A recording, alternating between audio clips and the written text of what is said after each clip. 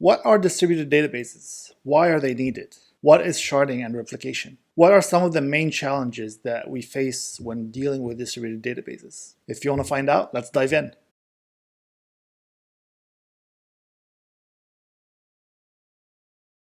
Hello and welcome. My name is Elhelw. Today we're going to be talking about distributed databases. All of the previous videos in the database internals playlist were mostly about something that we call centralized databases, or databases that are stored and working on a single node or a single server. Examples of those include things like MySQL and Postgres and so on. Usually these are the default versions of such databases, but some of them, MySQL for example, has a distributed version. But when you're dealing with the default version, those are centralized or single server or single node databases. In contrast, a distributed database is a database that is stored and working off of multiple servers or multiple nodes. It still runs as one database, but underlying architecture includes multiple servers.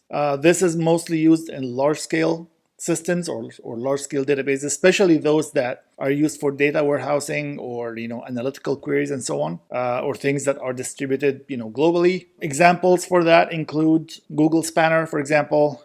MongoDB is also a distributed database, DynamoDB from Amazon, Cassandra, and many others. So these are all distributed databases that run on multiple servers. So why do we need distributed databases? Why not just work on centralized databases, on single servers, right? If you're dealing with a relatively small amount of data, small application, simple queries, and so on, then centralized database might be okay. But once we start dealing with larger amounts of data or very complex applications that do a lot of complex processing, if you have to support many different users, maybe across the globe, if you're worried about failures and you don't want your database to go down if it's a single server and so on, there are so many challenges that face centralized databases that we can address using distributed databases. So let's look at some of these challenges in a more formalized way. So as I said, one challenge is the data size. If you're dealing with too much data, right, it might be simply impossible to store all this data on a single server. You just run out of storage space, right? Another thing is when you're dealing with query processing. If your queries are too complex, they include lots and lots of operations. If you try to run these queries on a single machine or a single server, even if the server has multiple CPUs or multiple cores, it might still be too slow. Simply because all the data is stored on that server, some things have to happen, in sequential order and whatnot. So this is another, problem that we face in centralized databases. And as I mentioned earlier, server failures is another thing. If you're working on a single server, that server goes down, the whole database is down, the whole application on top of that is inaccessible. So how do we handle, or how do we use distributed databases to try to address these issues, right? Let's start with scaling both data and processing. So one might ask, okay, well, I have this single server database.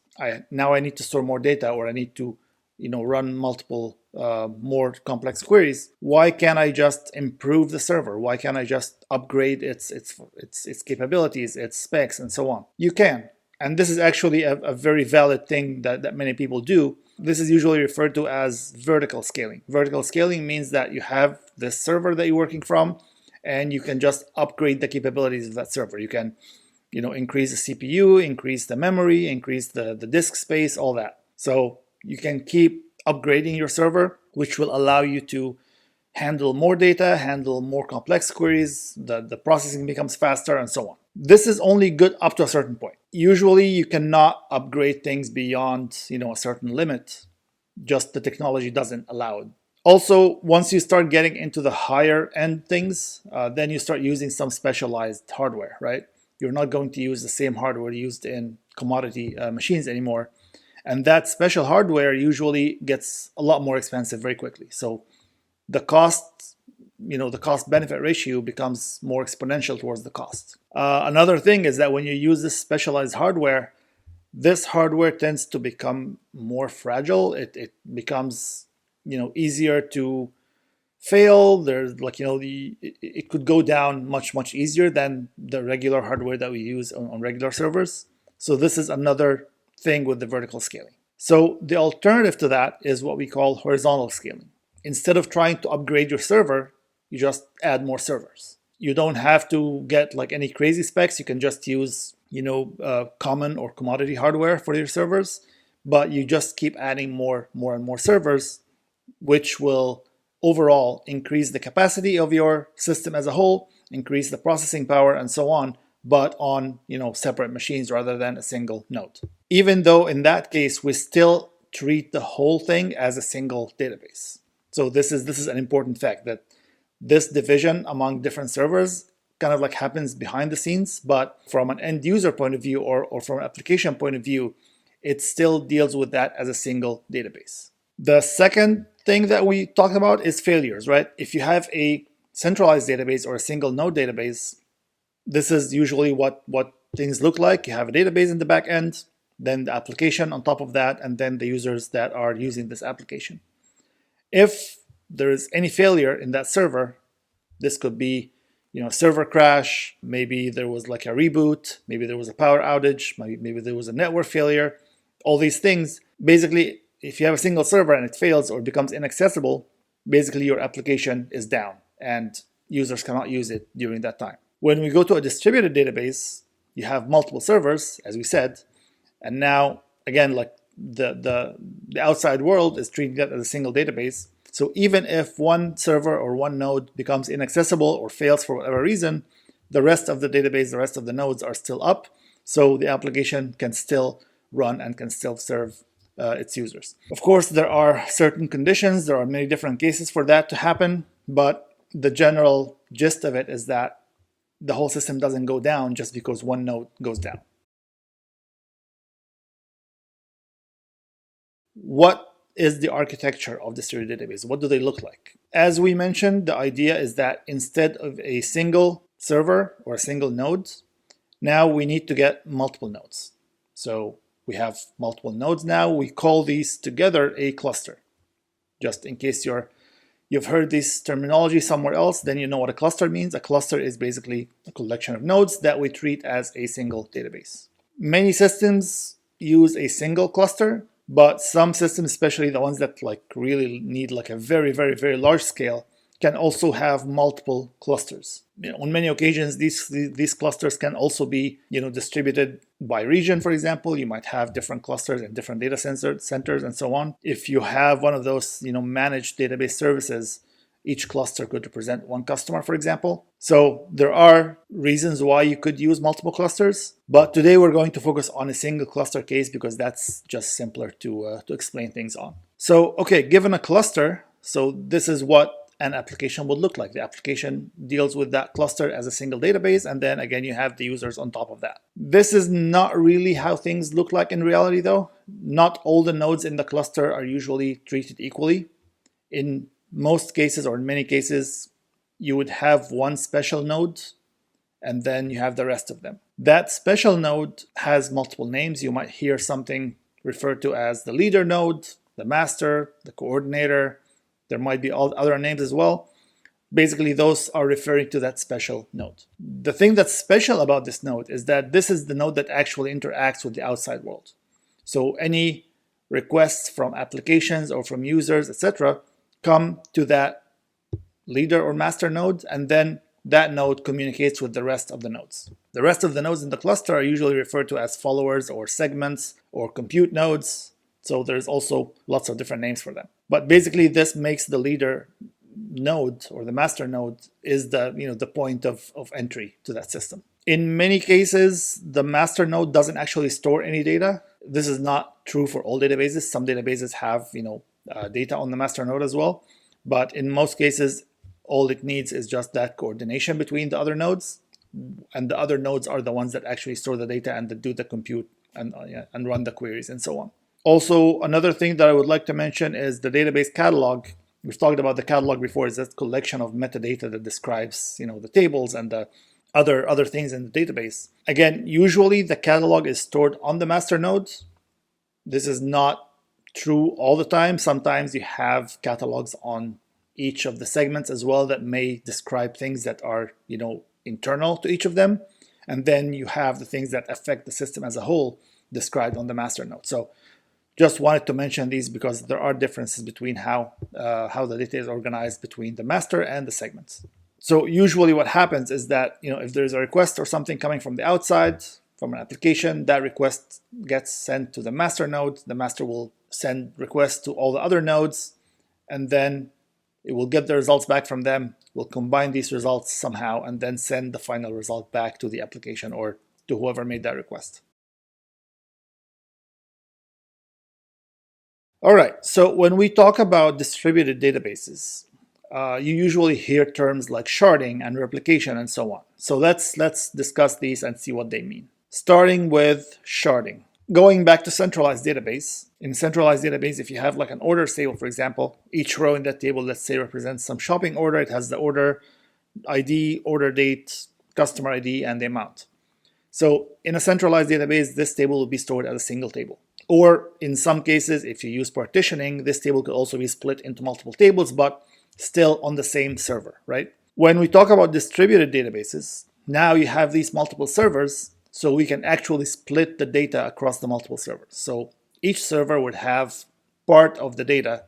We're talking about single table here, so each server would have part of the table, but you can imagine that your database may contain multiple tables, so each of these tables will also be distributed among the different nodes that you have. Of course, this data cannot be overlapping, so any row from the original table can only exist on one of the nodes. You cannot have the same row appear on multiple nodes, because basically what you want is, if you combine all these pieces, you get the original table, right? So we call these pieces shards. And since now we have the data split across multiple nodes, now when you have a query coming in, let's say select count star from orders, again, as we said, this query will come to the coordinator or the master node, and then this master node will have to send requests to the other nodes. So in this case, basically what we're looking for is the total number of rows from that table, right? So what it can do is that ask each node to give it back the total number of rows that it has. So basically send that same query to each node. Each node will run this query internally, count the number of rows that it has, send that number back to the coordinator, and that coordinator will just sum up these numbers and return the results back to the application or back to the user. So basically this is what happens when we have a sharded, distributed database architecture. You note here that the data is split and also the processing is split. So now we have all these queries running in parallel on each of the nodes, which makes the whole processing much faster. And then the master node just has to combine the results. In this case, it has to add up these numbers and send them back to the application. Of course, the benefits from using sharding is that it improves performance because you have all these things running in parallel.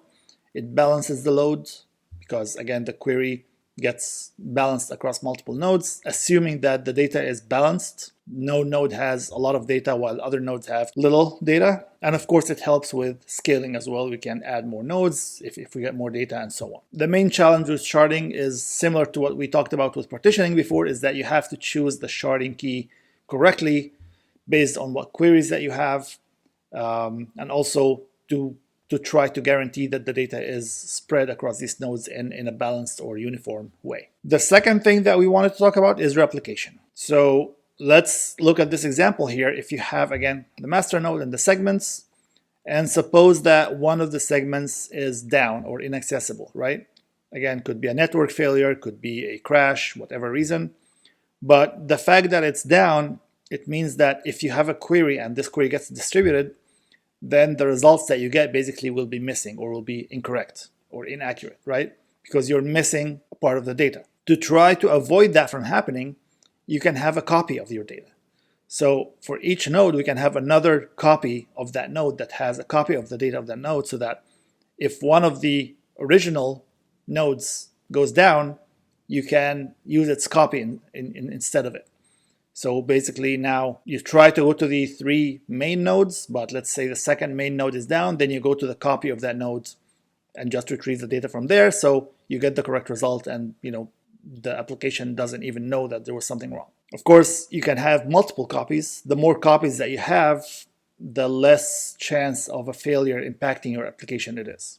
This touches upon availability and consistency because now even if you have failures, if you have outages, the system is still available, the system is still running, and it is also returning correct data. So replication is used for that. This is the case with the segment nodes, but what happens if the master node goes down, right? We know that the master node is the entry point to the system. So if the master node goes down, basically the whole system is down. It's kind of like a single point of failure, right? So in many distributed databases, they also have a backup for that. So they have a copy of the master node. Sometimes they refer to as the standby master, which basically if the main master goes down, then the standby master becomes the new master and things keep working as normal until the previous master recovers, then it becomes a standby and so on. So at any point you have a master that is functional and another standby in case something happens.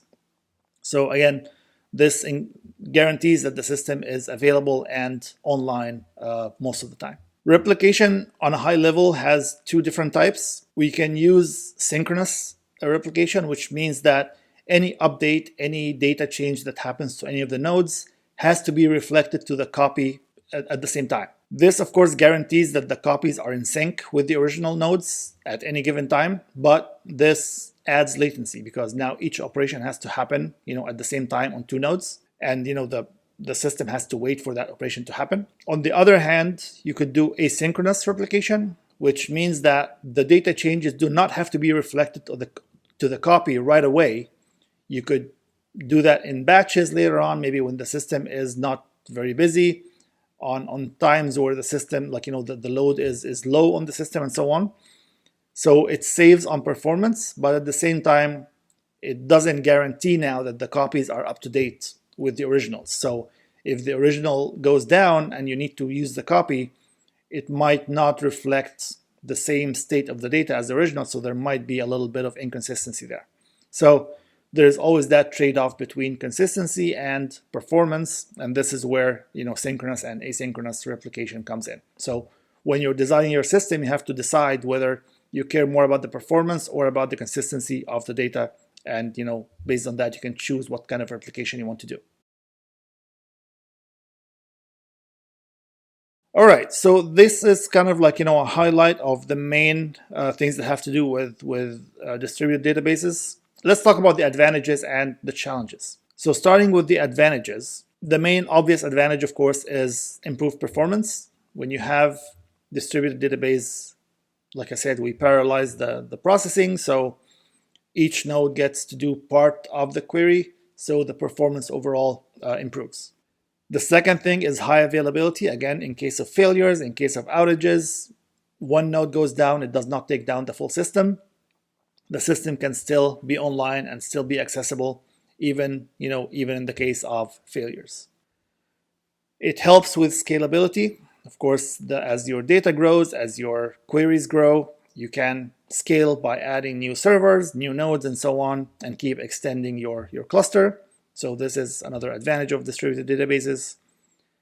And geographic distribution, this is also related to scalability, but a little bit more towards the multi-cluster databases, where you can actually spread your database on different geographic locations and so on, which is something obviously you cannot do with centralized databases. Now let's talk about the challenges. The first challenge, one of the very important challenges, has to do with data movement. So distributed databases, now they add another kind of like another dimension, which is network latency, right? When we're talking about single server databases or centralized databases, we only cared about I/O from disk versus memory. That disk is much slower than memory. So we always said we try to access things in memory as much as possible. And if we want to access things from disk, we try to do that in a sequential manner and so on, because disk is slow. But now once we add the whole concept of multiple servers and having to communicate between those servers throughout the network, so network latency now becomes another factor. Getting data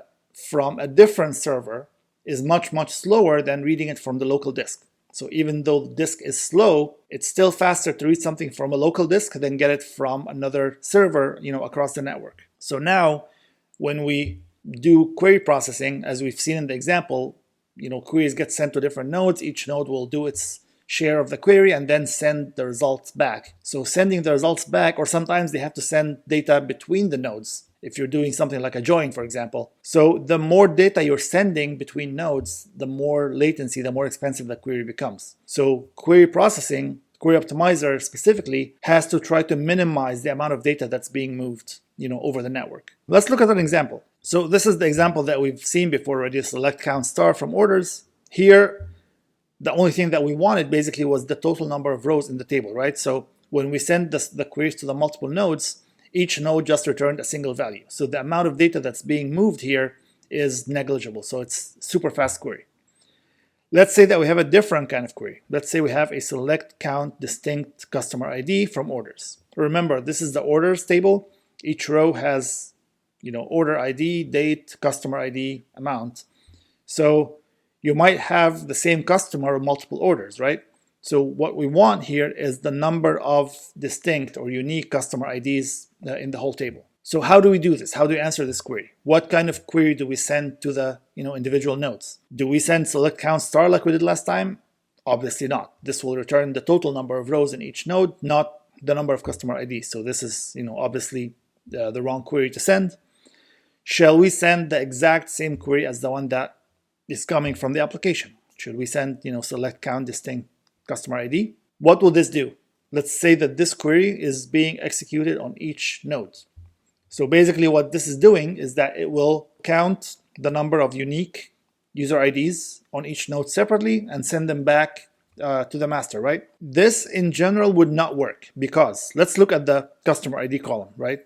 If we just look at that column regardless of the other columns, you will see that there are some customer IDs that are actually occurring in multiple orders across different nodes. So you have this one here is replicated, not replicated. It's exists in two rows. This same customer ID also exists in two different rows. So if we return the number of unique customer IDs per node, you might end up counting the same customer twice or three times if it exists on multiple nodes. So customer number 11, for example, would be counted twice because it will be counted as part of the unique customer IDs on the first node, and it will be counted again as part of the unique customer IDs on the third node. So if you sum up these numbers in the end, you counted it twice. So the result that you would get is not really the number of unique customer IDs overall. Well, let's try something else. So the problem here is that we want basically to do things not just on each node, but we want to get things that are unique overall.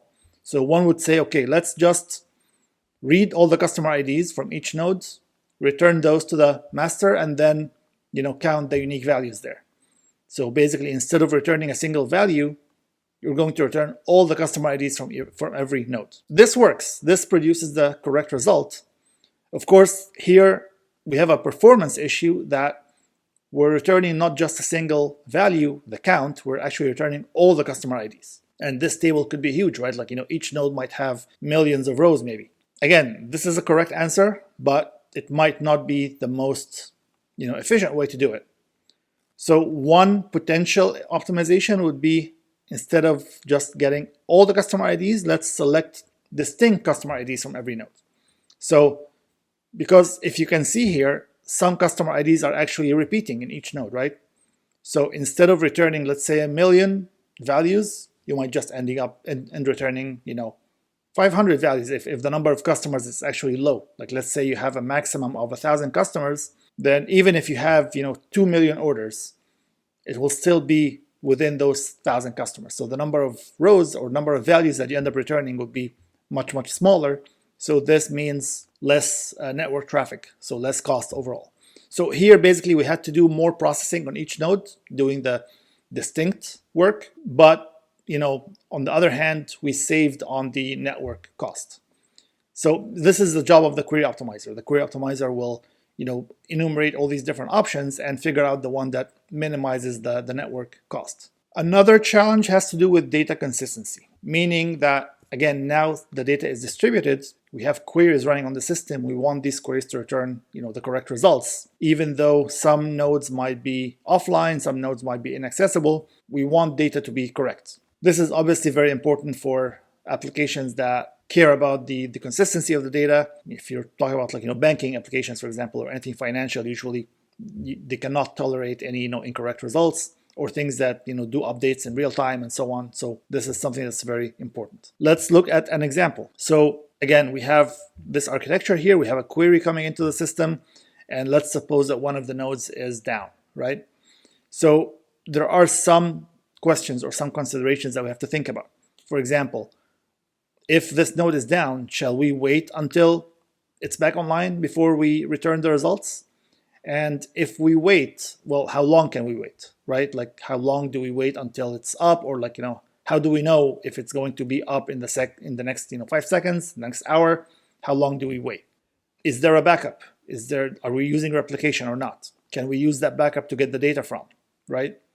Or do we want to just return results from the other node and ignore this one, right? So these are all questions. Of course, there are other more questions that the system has to deal with. Basically, as a system designer, you have to think about these cases and figure out what you want to do in such cases. So to answer this, there is something called the CAP theorem. This is something that has to do with databases in general, and it helps figure out what the priorities that we care about are. So CAP stands for 3 things. This is an acronym. C is for consistency. Basically, these are 3 properties that are desirable, that we would like to have in our system. So consistency, meaning that every read receives the latest write or an error. Meaning that if you have written some data or if you've done some updates and then you have a query after that, the result of the query should reflect the latest state of the system that incorporates all these updates. Or if it cannot do that, then it should return an error. But it should not return inaccurate or incorrect results. This is what we mean here by consistency. A stands for availability, which means that every request should receive a response, meaning we should return a result.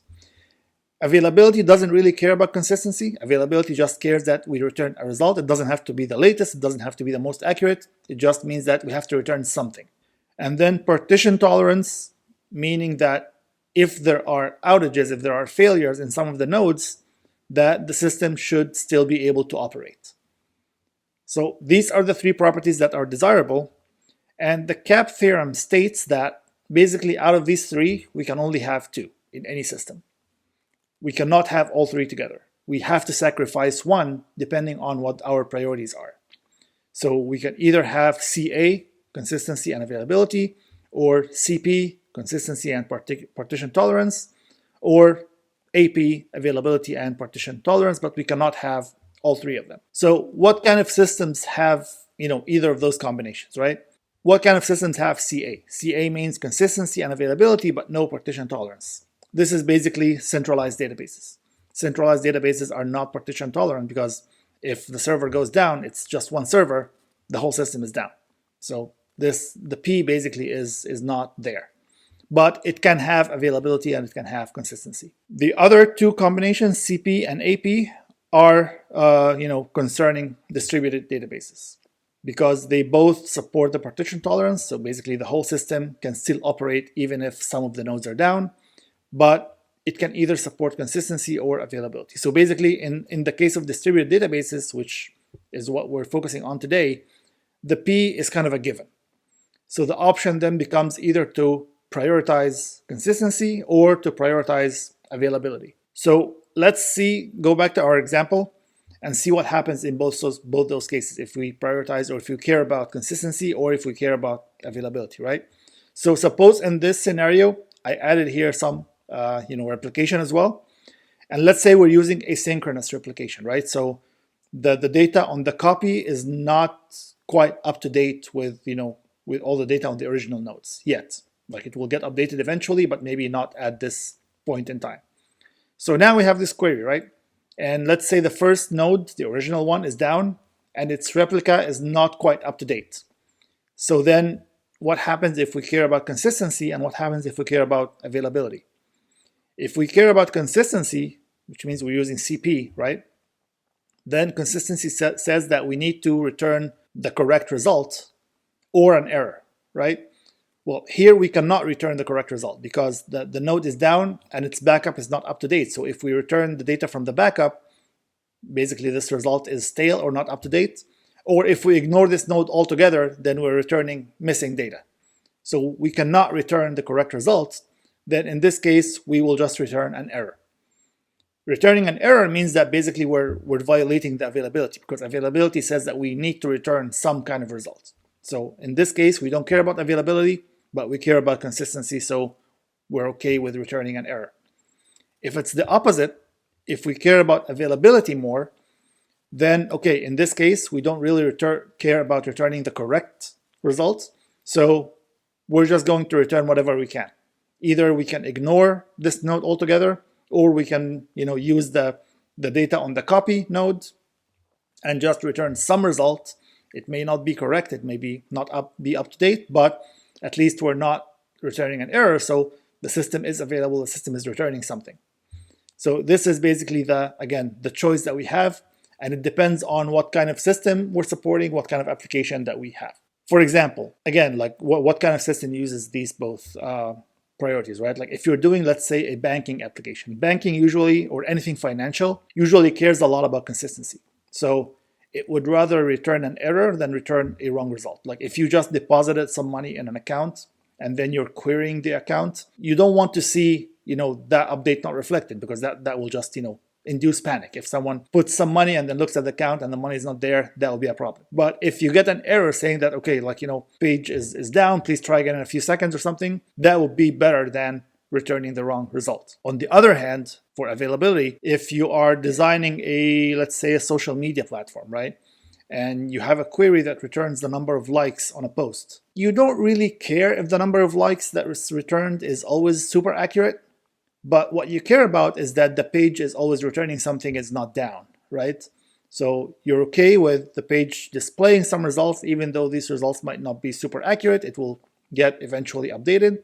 But here you care more about availability than consistency. So this is the trade-off that you have to make. There are, of course, multiple other challenges that have to do with distributed databases. We're not going to go into everything today, but as an example, for example, transaction processing, which we've talked about before in the context of a single server database. Now, if you talk about that in the context of a distributed database, things become more complicated. You have to figure out how to make transactions work across multiple servers. How do you do locking, for example, and all that? So this becomes a lot more complex. Another challenge is called the hot segment challenge. Remember, if you have all these segment nodes, you could find at some point that one node is getting most of the processing, for example.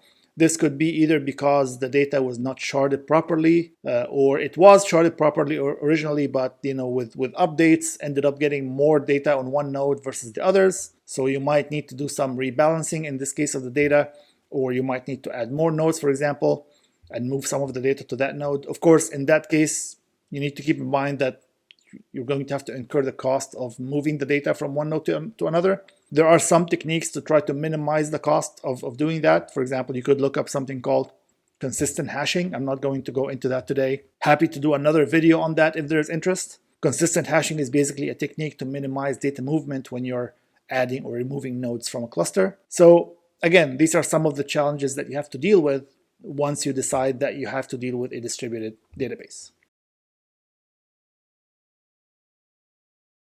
So to summarize what we talked about today, distributed databases are very important and crucial to applications that require scalability, high availability, and fault tolerance. Some of the techniques used in distributed databases include sharding and replication. Besides the benefits of distributed databases, there are also some challenges that have to do with moving data between nodes, consistency, availability, and so on. And of course, choosing the right model and technology, choosing, if you're using replication or not, what kind of replication to use, how do you balance consistency with availability.